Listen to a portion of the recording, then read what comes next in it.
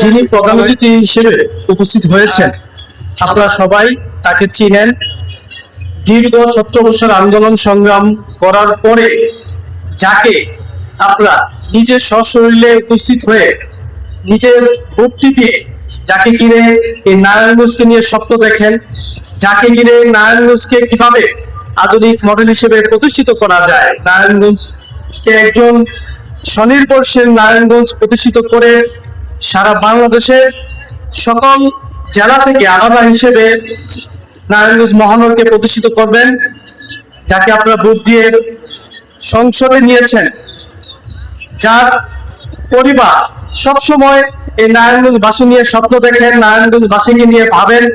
বিশেষ করে সবচেয়ে বড় বিষয় ব্যাখ্যা না দিলেই নয়, তার দুটি সন্তান যাকে আমরা চিনে থাকি, যাদের সাথে আমরা বিশেষ করে তার বড় সন্তানের সাথে আমি ছাত্র দল এমন একজন, তাদের দুজনকে এমন ভাবে তিনি প্রতিষ্ঠিত করেছেন যে নারায়ণগঞ্জের মানুষকে নিয়ে তিনি যেমন চিন্তা করতেন, নারায়ণগঞ্জের মানুষকে নিয়ে তিনি যেভাবে ভাবতেন এবং নারায়ণগঞ্জের মানুষকে নিজের পরিবার এবং নিজের সন্তান মনে করে যেমন দুই করে চিন্তা করতে, ঠিক তদ্রুপভাবে নিজের সন্তানদেরকে ঠিক তদ্রুপভাবে তিনি বড় করছেন।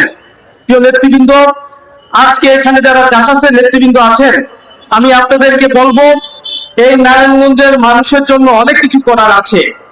আজকে অ্যাডভোকেট আবুল কালাম এমপি সাহেব তিনি প্রধান অতিথি হিসেবে উপস্থিত থেকে এবং নারায়ণগঞ্জবাসীর জন্য আমি অনেক বড় পাওয়া মনে করি। তার পরিবার থেকে বিএনপি প্রতিষ্ঠিত হয়েছিলেন, তার পরিবার থেকেই তিনি এই নারায়ণগঞ্জের রাজনীতিকে, বিএনপি রাজনীতিকে ধরে রাখার জন্য জীবন মরণ দিয়ে যুদ্ধ করেছেন নারায়ণগঞ্জের মানুষের জন্য।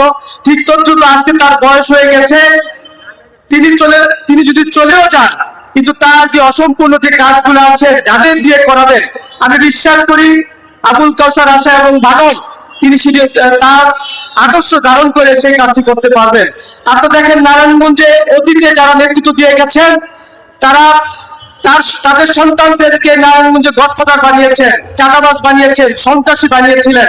আবার অনেকে রাজনীতি পরিবারের সন্তানদেরকে অনেক বড় বড় পিএইচডি করার জন্য দেশের বাইরে পাঠিয়েছেন। কিন্তু অ্যাডভোকেট আবুল কালাম সাহেব তার সন্তানদেরকে নারায়ণগঞ্জের মাটিতে রেখে একজন শিক্ষিত বানিয়ে মানুষ গড়ার কারিগর, যিনি কিনা নিজের সন্তানদেরকে যেমন আপনাদের রাজনীতিতে যেমন করে শিক্ষা দেওয়ার চেষ্টা করেছেন, কিভাবে রাজনীতি করতে হয় ঠিক তদ্রুপভাবে তার সন্তানদেরকেও সে শিক্ষা দিয়েছেন যে নারায়ণগঞ্জের মানুষের পাশে থাকতে হবে।